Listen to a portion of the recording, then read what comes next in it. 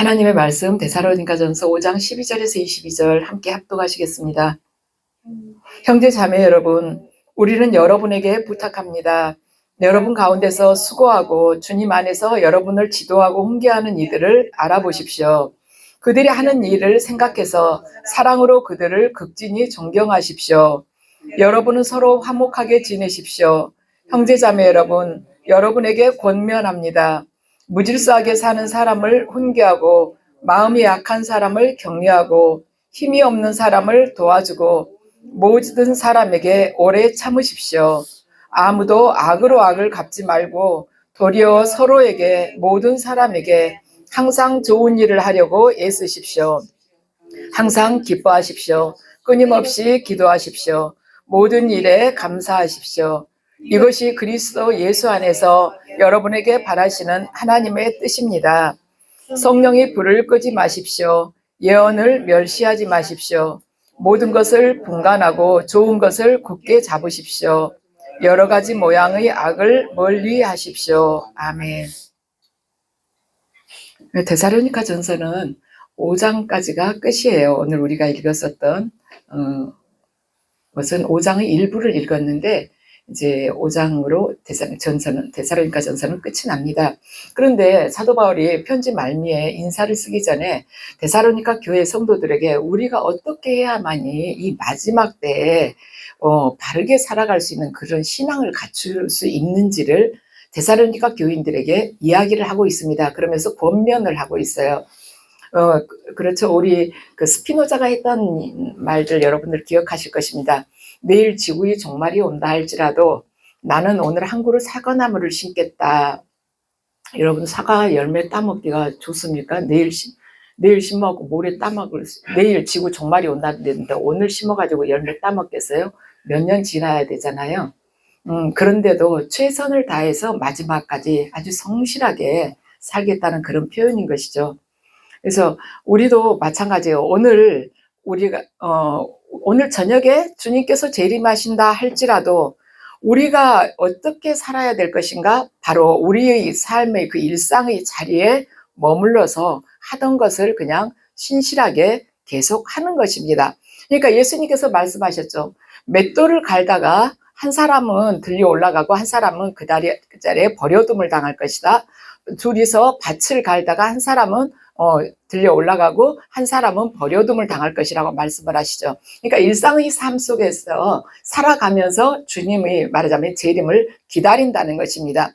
그래서 우리가 주님을 영접하기 위해서 어떤 골방에 가 있다거나 아니면 산속 깊은 데 들어가서 기다린다거나 그게 아니라는 것이죠. 우리가 삶 속에서 주님 바라보면서 계속 하던 일을 신실하게 하는 것을 주님께서 원하신다는 것입니다. 그래서 오늘 이 마지막 시대를 살아가는 올바른 태도가 무엇인지를 사도 바울은 지금 구체적으로 말씀을 전하고 있는 것입니다. 12절 말씀 함께 읽으시겠습니다. 12절 13절입니다. 형제 자매 여러분, 우리는 여러분에게 부탁합니다. 여러분 가운데서 수고하고 주님 안에서 여러분을 지도하고 훈계하는 이들을 알아보십시오. 그들이 하는 일을 생각해서 사랑으로 그들을 극진히 존경하십시오. 여러분은 서로 화목하게 지내십시오. 아멘. 교회 공동체 안에서 지금 누군가가 지도하고 말하자면 다스리는데 이 사람들, 이 지도자를 지금 말을 하고 있는 것입니다. 13절에서는 여러분을 지도하고 훈계하는 이들을 알아보라는 것입니다. 여기서 지도한다는 것이 어떤 의미를 가지고 있냐면 앞에라는 말하고 서다라는 말이 합쳐져서 지금 지도하다라는 말이 이렇게 만들어진 거예요. 그러니까 그건 뭐냐면 지도한다는 근본 뜻은 뭐냐면 인도하기 위해서 앞서서 간다는 의미를 가지고 있습니다. 그래서 뒤에서 누구를 막 떠밀어 대는 것이 아니라 앞에 서서 인도하기 위해서 앞장서서 모범을 보이면서 간다는 것입니다. 그러니까 예수 그리스도께서 먼저 십자가를 당신이 지시고 우리들에게 십자가를 지라고 말씀을 하신 것입니다. 그리고 여러분들을 지도하고 훈계하는 이들을 알아보라고 그랬는데 여기서 안다는 것은 뭡니까? 알아보라, 안다, 서로가 안다는 것은 점점 알게 되면은 친밀감이 깊어지지 않겠습니까? 그래서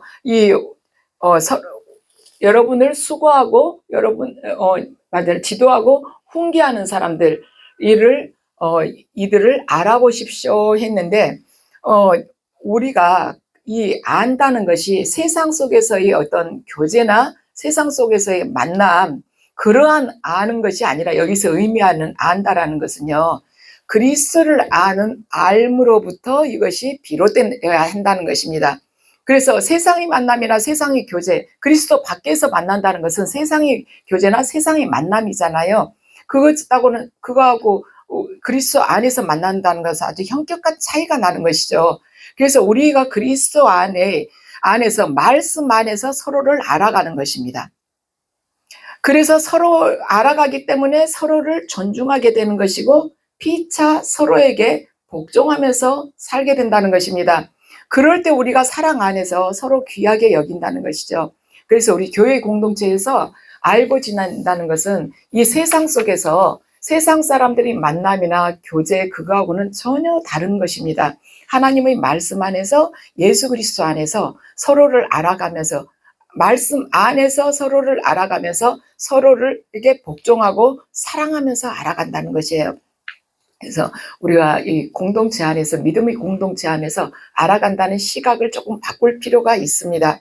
그래서 이 안에서 알게 되면은 서로가 말 한마디 건네는 것조차도 아주 귀하게 더 한 번 더 깊이 생각하면서 건네야 된다는 것입니다. 그리고 교회 여러분들 화목하라고 그러죠. 여러분은 서로 화목하게 지내십시오. 그렇게 13절 끝에 그렇게 기록하고 있는데요. 교회는 먼저 화목해야 된다는 것입니다. 교회 공동체가 돼가지고 세상을 향해서 죄악이 덮치지 못하도록 막아내는 것이 세상으로부터 흘러 들어오는 그 죄악이 덮치지 못하도록 막아내는 그 방파제 역할을 하는 것이 바로 교회인 것입니다. 교회는 죄악이 들어오지 못하도록 방파제 역할을 하는 것이에요. 우리 바닷가에 가보면은 큰 시멘트 같은 걸로 이렇게 만들어가지고 더 이상 파도가 이 안으로 육지로 넘쳐오지 못하도록 이렇게 방파제를 세워놨잖아요. 바로 교회가 그 역할을 한다는 것입니다. 그래서 배가 구멍이 뚫리면 어떻게 돼요? 아무리 큰 타이타닉도 침몰돼가지고 가라앉게 되죠.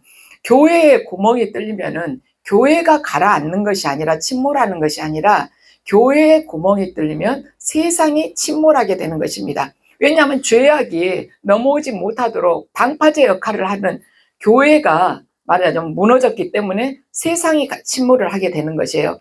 그래서 세상을 지금 떠받치고 있는 것은 우리들 생각에는 경제나 아니면 정치나 돈이나 이런 것들이 세상을 떠받치고 있는 것처럼 생각을 할 수가 있지만 그것이 아니고 세상을 떠받치고 있는 이 기둥은요, 교회와 가정입니다. 그래서 가정이 흔들리고 교회가 흔들리면 세상은 자연스럽게 붕괴가 되게 되어 있습니다. 어떻게 가정이 흔들리고 교회가 흔들린다고 세상이 붕괴가 돼? 우리는 그걸 가까운 사례를 아주 가깝게 찾아볼 수가 있는 것입니다. 포괄적 차별금지법을 지금 시행하고 있는 나라들을 보면은 가정교회가 그 나라들이 지금 흘러가고 있는 것을 보면 그 나라에서 파생하고 있는 문제들을 보면 가정과 교회가 흔들리게 되면 사회 기초가 어떻게 무너지는지를 우리는 지금 보고 있는 것입니다. 그래서 사탄이 교회를 계속 공격하고 흔드는 것입니다. 지금 우리나라도 그렇죠. 사탄이 얼마나 많은 역사를 하고 있습니까? 사탄이 교회에 공격하면서 신앙생활을 하지 못하게 하면서 교회와 가정을 무너뜨려서 이 나라를 완전히 악의 도가니 안으로 끌어들이려고 하는 것이 아니겠습니까? 그래서 사탄은 그렇습니다.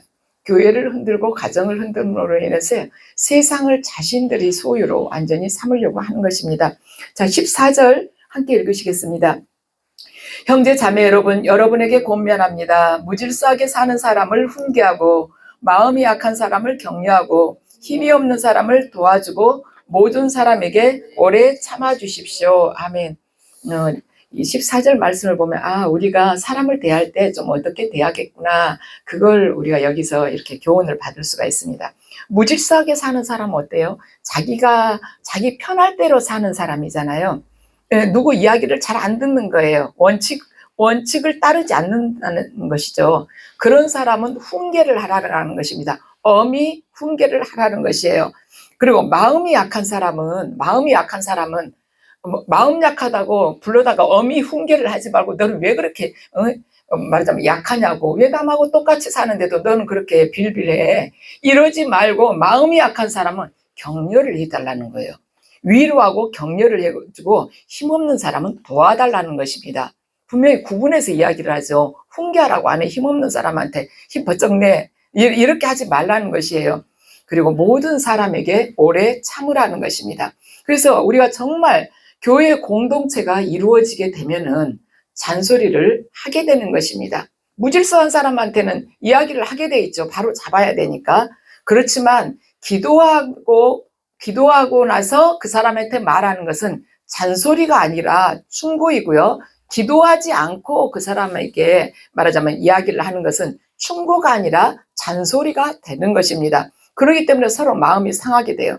그런데 요새는 자칫하면 충고하면은 상처받았다고 해가지고 그냥 상대 안 하고는 어디로 가버려요. 연락도 끊어버리고. 왜냐하면 너무 위로의 말, 격려의 말만 설교 때랑 이렇게 듣다 보니까 조금 조금 나를 두고 했나 싶으면 벌써 마음이 딱 닫아지는 것입니다. 그래서 하나님께서는 물론 사랑하시죠, 우리를. 그 찬양도 있잖아요. 당신은 사랑받기 위해서 태어난 사람이라고. 근데 항상 사랑받기 위해서 태어나는 게 아니고, 그것도 또 미워한다는 말이 아니고, 사랑을 받기 위해서 태어난 사람이기 때문에 네 죄에 대해서도 돌이키라. 하나님께서 사랑하시는 방법 중에 하나도 회개해서 말하자면 하나님의 자녀로 삼는 것도 사랑하는 방법이잖아요. 그래서 우리가 누군가가 충고를 하면은 그걸 한번 귀담아 듣고 묵상을 해볼 필요가 반드시 있다는 것입니다. 너무 연약하게 위로하고 격려만 들어가가지고는요, 자신이 변하기가 어렵습니다. 아침에 좀 일어나면은 제가 그 화분에다가 이렇게 좀 심어놨다 그랬잖아요. 파브리카하고 고추하고 이렇게 심어놨다 했잖아요. 딱 거기를 가봐요. 왜냐하면 어김없이 진딧물이 딱 차 있거든요. 매일 아침 잡아줘도 진딧물이 차 있는데 저는 그걸 가만 보면서 그 진딧물이 도대체 얼마나 조그만해요. 그런데 얘들이 무슨 눈이 있다고 그러는 건지 제일 가운데, 제일 꼭대기 딱 한가운데 있는 아주 여린 잎만 아주 거기가 먼지처럼 딱 덮여가지고 있어요. 전날 다 잡아줬는데도 거기가 새롭게 다 진딧물이 아주 이불처럼 덮여가고 있는 것입니다. 근데 오래전부터 나와가지고 뻣뻣하고 큰 이파리에는 별로 안 붙어 있어요. 그걸 보면서 맞다. 신앙생활도 약하고 말하자면 말씀과 기도로 무장이 되지 않으면 언제든지 악한 영이 와서 우리를 말하자면 실족시키고 우리를 멸망의 길로 끌고 갈 수가 있겠구나. 어떻게 알고 그것들이 그렇게 오는지, 어디서부터 오고 어디에 연한 잎이 있는지를 알고 오는지 맨 꼭대기 가서 그렇게 있는 거예요. 이럴 때 눈에 보이지 않는 영의 세계에서는 얼마나 치열한, 이 말하자면 믿는 자들을 우는 사자처럼 끌고 가려고 영적 전쟁이 일어나고 있겠는가, 그런 생각이 들 때 우리가 단단한 음식을 먹는 그 훈련을 받아야겠구나. 일반 운동선수들도 올림픽 한번 나가려면 얼마나 연습을 많이 합니까? 그런데 어설프게 해가지고 뭐 구원 이렇게 원하는 것은 언감생심이죠. 우리가 그때까지 제대로 서 있을지, 내가 다시 올 때 믿음을 갖는 자가 몇이나 될 건지, 주님께서 말씀하신 대로 우리가 계속해서 공격은 쏟아져 들어오기 때문에 항상 깨어서 근신하면서 악한 영과의 전쟁을 대비해야 된다는 것입니다. 우리는 그래요. 공동체 안에서 어쩌면 상처를 받기도 하고 공동체 안에서 격려를 받아서 또 다시 실족했다가 일어설 수도 있습니다. 그런데 공동체가 필요한 까닭은 뭐냐면 내가 홀로 있으면 내가 누군지 알기가 어려운 것입니다. 공동체 안에서만이 내가 드러나게 되는 것입니다. 나 혼자 있으면은요, 걸치적거릴 게 없어요. 나 혼자 있으면 대립이나 갈등이 없습니다. 내가 하고 싶은 대로 하면 되니까. 여러분들 교회 오셔가지고 인간관계 안에서 힘든 점들 있지 않습니까? 오기 전에는 힘든 거 별로 없어요. 저도 오기 전에는 별로 힘든 게 없었거든요. 왜냐하면 맘 맞은 친구만 만나왔으니까 그동안에 서로 말하자면 이렇게 서로 생각하는 거나 취향이나 이렇게 비슷한 친구들만 만나왔기 때문에 갈등을 일으킬 것이 없는데, 이 교회라는 이 공동체 안에서는 예수 그리스도 안에서 우리가 서로의 지체를 이루면서 그리스도의 몸을 이루어가는 이 공동체 하니까 서로 내 마음에 안 맞는다 해서 안 보고 그럴 수가 없는 거예요. 그런데 그 안에서 이렇게 갈등을 서로 이렇게 겪어내면서 내 성품이 어떤가, 내가 어느 부분에 있어서 다시 다듬어져야겠는가, 그걸 확인을 하게 된 것입니다. 이 공동체 안에 이 관계를 통해서 나의 그 다듬어져야 될 부분, 깨져야 될 부분, 정말 고집스러운 그 부분들을 내가 보게 되는 것이에요. 그래서 신앙이라는 것은 뭐냐면, 우리가 하나님 앞에 내가 서게 되면은 그때 내가 누구인지 알듯이 공동체 안에서 관계와 갈등을 통해서 내 성품이 드러나고 내 본성이 드러나게 되는 것입니다. 그래서 공동체는요, 괴롭고 좀 힘든 곳입니다. 그렇지만 그것을 경험하지 않고 우리는요, 절대 변화가 될 수가 없습니다. 하나님께서 우리를 변화시키기 위해서 광야로 내모시기도 하고 혹독한 고난도 주시는데, 이 공동체 안에서 그걸 겪지 않고서 어떻게 성숙해지길 바란다? 절대로 그 사람은 옛사람이 죽지 않기 때문에 변화되지 않습니다. 그 길을 넘어가는 것이 결코 쉽지가 않는 것이죠. 리처드 범브란트 목사님의 삶을 보면은요, 이분이 감옥에서 고문을 당하고 그러면서 굉장히 고통을 많이 당하셨는데, 이제 말하자면 신앙을 부인하고 너가 지하교회에서 사람들한테 설교하고 알고 지냈던 그 사람들을 다 이름을 전부 다 말하자면 다 말을 해라, 이것에 대해서 다 고백을 해라, 실토를 해라 했는데도 하지 않으니까 혹독한 고문을 당하는데, 범브란트 목사님이 그 고문을 당하면서 자신이 왜 나는 하나님의 일을 하다가 이렇게 붙들려 왔는데, 그리고 끝까지 신앙을 지키려고 하는데 왜 이런 고난을 주시는가 하는 생각이 든 거예요. 그리고 고문 당하다가 실신해가지고 정신 못 차리고 있으면 또 얼음물 갖다가 또 부어가지고 또 정신 좀 차리면 그때부터, 정신 좀 들면 그때부터 고문을 시키고 그러는데, 어느 날 범브란트 목사님의 기도가 달라질 것입니다. 그 전에는 주님, 제가 이 고문을 견딜 수 있는 힘을 주세요 하고 기도를 그 전에는 했었는데, 어느 날부터 주님이 이제 그 깨달음을 주시는 거예요. 저에게 이 혹독한 고문을 시키는 사람을 제가 사랑할 수 있게 해달라고. 그렇게 기도가 바뀐 것입니다. 그걸 제가 이렇게 읽으면서 느낀 것이, 주님께서 우리에게 원하시는 그 깨달음이라는 것은 우리의 이성과 상식을 뛰어넘는 것이다. 지금 그분은 정신을 잃어가지고 곧 죽게 생긴 거예요.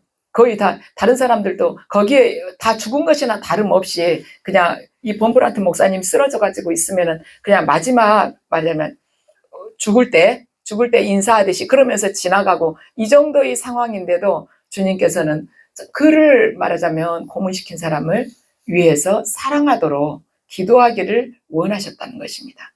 그런 과정 안에서 이분이 굉장히 단단해진 것이죠. 그리고 하나님께서는 우리 이 공동체 안에서의 관계 속에서 갈등이나 서로 오해나 어떠한 부분들, 그 부분들 통해서 우리를 성숙시키기를 원하시는 것입니다. 그런데 그것이 내 기질과 힘으로는 굉장히 어려운 것이죠. 내 옛사람이, 내 옛날 성질 좀 많이 죽었다 그래도 끝까지 참기는 좀 어렵죠. 그런데 어떻게 할 수 있는가? 내 안에 계신 주님을 의지하면서 주님께서 그 참으시고 십자가를 지셨던 것을, 그걸 바라볼 때 할 수가 있다는 것입니다. 여러분, 오늘 인용 구문이 있죠. 거기 한번 갈라디아서 3장 3절 말씀 함께 읽으시겠습니다. 자, 여러분은 그렇게도 어리석습니까? 성령으로 시작하였다가 이제 와서는 육체로 끝을 맺으려고 합니까? 자, 에베소서 6장 10절 말씀이요. 여러분은 주님 안에서 그분의 힘찬 능력을 받아 굳세게 되십시오. 아멘. 우리가 주님을 사실 믿으면서 이 교회 공동체에 모이게 됩니다. 처음에 그러니까 성령님께서 내 안에 임하시고, 또 성령님과의 그 교제, 사모함, 이러한 것들로 인해 가지고 발걸음이 이렇게 옮겨져서 하게 되는데, 여기 안에서 여기 안에서 서로가 관계가 불편해가지고 서로 미움, 시기, 질투, 말하자면 분쟁 이걸 하게 되면 이건 육의 사람이라는 것입니다. 그래서 여러분 성령으로 시작하였다가 이제 와서 육체로 끝을 맺을 거냐는 것이에요.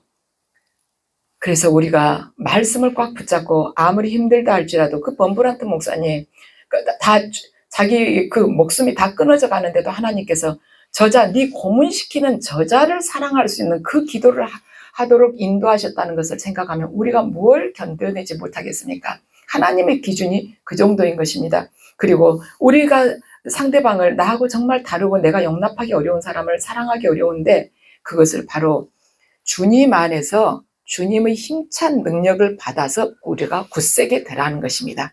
여러분은 주님 안에서 그분이 힘찬 능력을 받아 굳세게 되십시오. 아멘. 성령님께서 우리를 도와주셔야만이 우리가 그 삶을 살 수 있다는 것입니다. 그래서 교회 공동체라는 것은 하나님의 사람으로 빚어질 수 있는 유일한 통로가 바로 교회 공동체입니다. 15절 말씀 함께 읽으시겠습니다. 자, 15절입니다. 아무도 악으로 악을 갚지 말고 도리어 서로에게 모든 사람에게 항상 좋은 일을 하려고 애쓰십시오. 아멘. 예수님께서 이 말씀을 하시기 전에는요, 악으로 악을 갚았습니다. 동해 보복법이라고 그러죠. 그래가지고 그 뭐냐면 동일한 내가 손에 본 만큼 내가 똑같이 보복을 해주겠다. 눈에는 눈, 이에는 이. 함무라비 법정에 기록이 된 그런 식으로 그것이 바로 정의라고 생각을 하고 그렇게 하면서 살아왔는데 예수님께서 오시면서 인류 전체에 흘러가고 있는 그 잘못된 정의라고 하는 그 물줄기를 확 바꿔놓으신 것입니다. 그래서 주님께서는 너를 박해하는 자들을 위해서 기도해라. 원수를 사랑하라고 말씀을 하셨습니다. 어떻게 원수를 사랑하겠습니까? 사랑하기 어려우니까 원수죠. 그런데 악을 악으로 갚아가지고는 악이 절대로 종식이 되지가 않습니다. 내가 악한 자에게 보복을 하고 나서 내가 이기고 나면 나는 그때부터는 그 악한 자보다 내가 훨씬 더 악해져 가지고 있다는 것입니다. 더 악하니까 그 악한 죄를 이겨내지 않았겠어요? 그래서 악순환의 고리는 언제 끊어지느냐? 악을 받은 사람이 그 악을 선으로 갚을 때만이 악순환의 고리가 끊어지는 것입니다. 그러면서 죄악의 물줄기가 그때부터 선의 물줄기로 흐르기 시작하게 되는 것입니다. 그 시발점이 뭐냐? 바로 십자가라는 것입니다. 십자가에는 모든 죄악들이 다 농축돼 가지고 예수 그리스도 위에 다 얹어져 있었어요. 그분이 모든 인류의 모든 죄를 감당을 하셨습니다. 그런데 거기에서 그분께서 우리가 하나님과 화목하게 되기 위해서 당신께서 그 죄를 다 짊어지시고 제물이 되어서 화목 제물이 되어서 친히 죽으심으로 인해서 하나님과 우리와의 관계가 화목하게 되고 그 성전이 휘장이 찢어지면서 이제는 우리가 하나님 앞에 나아갈 수 있는 자로 그렇게 바뀌게 된 것입니다. 그래서 인류의 전체가 쌓아놓은 그 죄악이 십자가로 다 흘러들어가고 있었어요. 그런데 그 물줄기를 예수 그리스도께서 온 몸으로 다 맞으시면서 그 물줄기를 바꿔놓으신 것입니다. 그래서 우리는 십자가의 은혜를 이미 받은 사람들이에요. 그렇기 때문에 예수 그리스도를 통해서 인류 역사의 그 정의와 공의가 이렇게 바뀌어졌던 그 분기점을 우리가 체험을 했듯이 우리들 또한 체험한 자로서 그대로 살아야 된다는 것입니다. 그래서 너를 박해하는 자들을 위해서 기도하고 원수를 사랑하라는 그 말씀을 우리 삶 속에서 실천을 해야 된다는 것입니다. 자, 16절에서 18절 말씀을 함께 읽으시겠습니다. 항상 기뻐하십시오. 끊임없이 기도하십시오. 모든 일에 감사하십시오. 이것이 그리스도 예수 안에서 여러분에게 바라시는 하나님의 뜻입니다. 아멘. 항상 기뻐하라고 이렇게 말씀을 하시죠. 살다 보면 기쁠 때도 있고 슬플 때도 있는데 항상 기쁘지는 않는 것 같습니다. 기쁠 때도 있지만 이 말씀이 참 좋아요. 항상 기뻐하십시오. 근데 기쁠 때도 있지만 항상 문제는 뭐냐면 항상 기뻐하라는 거예요. 항상 기뻐해라가 아니라 항상 기뻐하라는 것입니다. 현실적으로 누가 그렇게 항상 기뻐할 수가 있겠습니까? 그렇다면 현실적으로 항상 기뻐할 수 없는 그런 현실하고 항상 기뻐하라는 이 하나님의 말씀 사이의 이 간극이 얼마나 큽니까? 그러잖아요. 우리는 항상 기뻐하기는 어려운 현실을 살아야 돼요. 근데 하나님께서는 항상 기뻐하라고 그러십니다. 그 사이, 그 벌어진 그 간극을 어떻게 메울 수가 있겠습니까? 그게 우리가 오늘 하나님의 말씀을 통해서 분별하고 깨달아야 될 부분입니다. 나는 항상 기쁘진 않아. 간혹 한 번씩 기뻐. 그런데 하나님은 항상 기뻐하라고 그러죠. 그럼 어떻게 해야 되는가?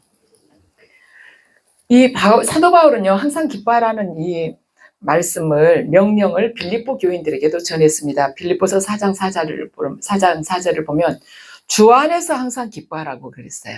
주 안에서 항상 기뻐하라. 그는 사도 바울은 우리가 항상 기뻐할 수 없는 현실을 살아가면서 어떻게 해야만이 항상 기뻐할 수 있는지를 깨달은 사람입니다. 우리의 현실은 항상 기뻐할 수는 없어요. 그런데 사도 바울은 그렇게 항상 기뻐할 수 없는 현실 가운데 살아가는 우리가 어떻게 해야만이 항상 기뻐할 수가 있겠는가? 그걸 깨달았는데 어떻게 하는가? 그것은 우리의 힘과 노력으로는 항상 기뻐할 수가 없는데 그리스도 안에 있으면 항상 기뻐할 수 있다는 것입니다. 그것이 왜 가능할까? 하나님께서 우리를 기뻐하시는 존재로 이미 빚어 놓으셨기 때문입니다. 여러분들, 예수 동행일기를 쓰다 보면은 기뻐해지고 감사해지지 않습니까? 여러분들 동행일기 쓰다가 느끼신 공통된 감정이 뭐냐면은 감사일 것입니다. 계속 감사를 할 수 있게 돼요. 그걸 쓰지 않으면은요, 감사가 뭔지 생각하지 않고 지나가 버리는 날들도 있을 것입니다. 작은 이 사소한 그러한 상태 속에서도 다시 동행일기를 쓰면서 이렇게 기억을 하면서 쓰다 보면 아, 이것도 감사였구나. 이렇게 감사할 것이 많은데 내가 어찌 기뻐하지 않을 수가 있으랴. 그 마음이 여러분들 들지 않아요? 굉장히 큰 은혜인 것입니다. 뭐 엄청난 복권이 탁 당첨이 돼야지 기뻐하고 감사합니까? 아닌 것이에요. 우리가 예수 그리스도와 접목이 돼가지고 그리스도의 눈으로 나의 삶을 바라볼 때 기뻐하고 감사할 수 있다는 것을 저와 여러분들은 지금 날마다 체험을 하고 있는 것입니다. C.S. 루이스는요, 인간이 어떤 것들을 추구해도 그것으로부터 기쁨을 맛볼 수 없다면 인간은 다른 목적을 위해 창조되었다는 것을 분명히 설명해 주는 것이다 하고 이야기를 했습니다. 그래요. 많은 연습을 해가지고 콩쿠르에 나가서 1등을 했습니다. 그런데 그 1등한 사람이 콩쿠르 끝나고 나서 뭐라고 고백을 하냐면 너무너무 허탈하다는 것이에요. 끝내고 나서 뒤에 이제 무대 뒤로 돌아오는데 이 짧은 순간을 위해서 내가 그렇게 노력을 많이 했던가 하는 생각이 들면서 힘이 쭉 빠졌다는 것입니다. 히말라야 산 정상을 등반했던 사람도 거기에다가 자기가 왔다고 이렇게 말하자면 깃발을 꽂으면서 거기 왔으면 또 내려가야 되잖아요. 그게 그렇게 허탈했다는 것이에요. 그런데 우리 왜 허탈할 수밖에 없느냐? 인간이 다른 목적을 위해서 창조됐기 때문입니다. 인간이요, 콩쿠르에서 1등이 목적이 아니고 히말라야 정상을 등반을 하고 정복을 해야만이 그것이 인간이 창조된 목적이 아니라 하나님께서 우리를 창조하신 목적이 다른 데가 있기 때문에 그것이 기쁨이 영원히 이어지지가 않는다는 것이에요. 그래서 인간이 이 땅에 있는 것으로 온전히 충족과 기쁨을 우리가 맛볼 수가 없다면 인간은 이 땅의 것으로 창조되지가 않았구나. 우리가 그냥 깨달을 수 있죠. 우리 새 집에 이사 가도요, 그 기쁨이 며칠이나 갑니까?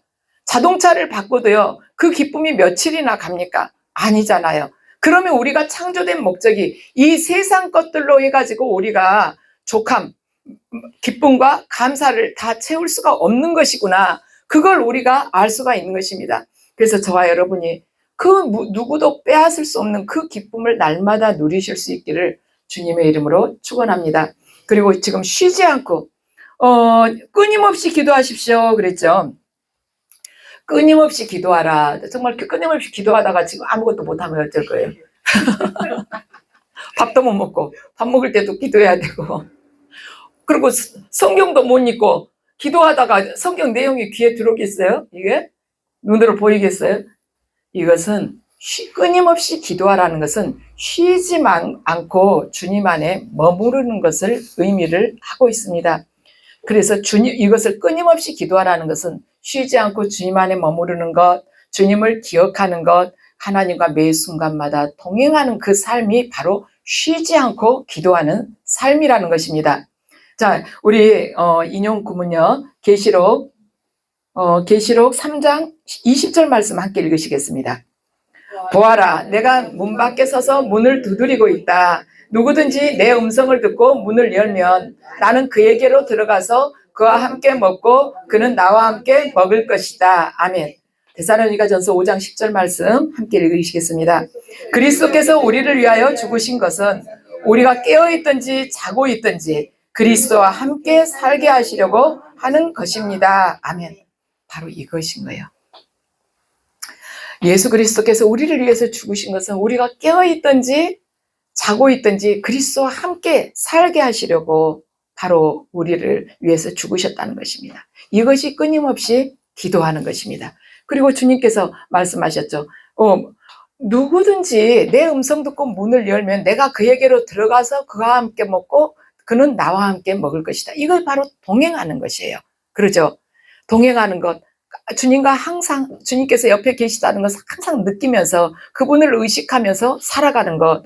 그러니까 나에게 있어서 나에게 말하자면 뭔가 접속할 수 있는 플러그가 두 개가 있다면 하나는 예수 그리스도께 항상 꽂아놓고 거기서 공급받고 그분과 교제하고 그분의 뜻을 이렇게 알아가고, 하나는 이 세상 속에서 내가 지금 현재 나에게 주어진 그 자리에서 일을 하면서 계속 예수 그리스도를 의식하면서 살아가는 것.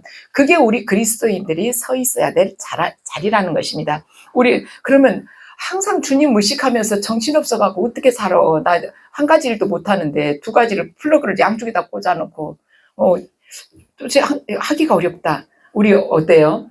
숨을 쉴 때, 호흡을 할 때, 이번에는 내뱉어야지. 이번에 들이마셔야 내뱉고 들이마셔야. 이거 생각하면서 합니까? 아니지 않습니까? 자연스럽게 호흡을 하면서 살지 않습니까? 바로 그거예요. 주님을 호흡하는 것도 마찬가지입니다. 그리스도의 마음을 호흡하는 거나 마찬가지입니다. 그렇게 연결이 되는 것이에요. 그래서 내 삶에 두 가지 축이 있다면 주님께 하나는 연결되어 있고 하나는 나의 말하자면 삶 속에서 일상의 삶 속에 연결해 놓고 산다는 것이죠. 그런데 내가 짜증이 나거나 불안하고 속이 상하고 좌절이 되고 이렇게 되는 것은 뭐냐면은 그 코드가 예수 그리스도께 꽂아놓은 코드가 지금 빠졌다는 것이에요. 다시 꽂아놓으면 그 현상들이 싹 없어집니다. 그래서 우리가 살아가면서 염려 걱정이 있죠. 염려를 안 하는 방법은 뭐냐면 염려하고 막 싸우면서 막 쫓아내려고 할 것이 아니라 예수 그리스도께 지금 코드가 꽂혔나 안 꽂혔나 이걸 확인해보고 빠진 것 같으면 꽂아놓으면 염려가 싹 없어지는 것입니다. 그래서 내가 주님과 연결만 되어 있으면 주님 안에서 기뻐하고 감사하게 되어 있습니다. 그것이 연결이 안 되어 있으니까 99개가 충족되고 하나가 부족한 것도 불만인 것이에요. 인간의 이 죄악, 이 불행은 에덴 동산에서부터 이미 시작이 되었습니다. 그래서 저와 여러분들 감사의 제목이 끊임없이 이어지기를 바랍니다. 그리고 크고 작은 거 다 주님께 묻지 말고요. 주님의 뜻 안에 우리가 머물러 있으면 되는 것입니다. 그러면 다 자연스럽게 알게 돼요. 그러면 주님의 뜻 어떻게 하냐? 성경을 읽고 묵상을 하면 주님의 뜻은 항상 내 안에 항상 머물러 있는 것입니다. 그리고 19절부터 22절까지 보면은 성령이 불을 끄지 말고 예언을 멸시하지 마십시오. 모든 것을 분간하고 좋은 것을 굳게 잡으십시오. 여러 가지 모양의 악을 멀리하라고 기록되어 있습니다. 성령의 불을 끄지 말라. 성령을 억제하지 말라는 것입니다. 그리고 성령을 억제하지 말고, 우리 성령 잘못되면 큰일인데 생각할 수 있는데 말씀으로 분별하고 성령 충만한 삶을 살으라는 것입니다. 반드시 어떤 악한 영의 역사냐 성령의 역사는 말씀으로 분별하라는 것입니다. 그리고 예언을 멸시하지 말라.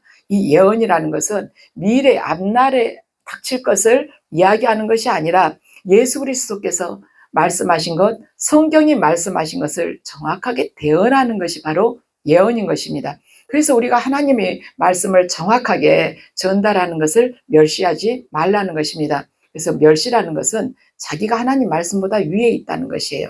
그래서 성경을 멸시하는 사람은 자기가 하나님을 그 자리에서 밀어내고 그 하나님 자리에 앉아있는 사람이 바로 성경을 멸시하는 사람인 것입니다. 그리고 모든 것을 분간하고 좋은 것을 굳게 잡으십시오. 여러분들 성령에 대해서 어떠한 말하자면 사모하는 마음이 있고 그런다 할지라도 저것이 정말 성령의 은사인지 또 성령의 은사인지 분별해야 되고 성경 말씀을 누가 전하고 있다 할지라도 정말 저것이 성경에 합당한 말씀인지를 우리가 분별을 해야 될 것입니다. 왜냐하면 그 책임이 우리한테 있는 거예요. 우리가 제대로 깨닫지 못하고 무지해서 비진리에 빠져가지고 하나님께서 정말 진노하실 그 길을 우리가 걸어갔다는 것은요, 그것은 우리에게 다 책임이 있는 것입니다.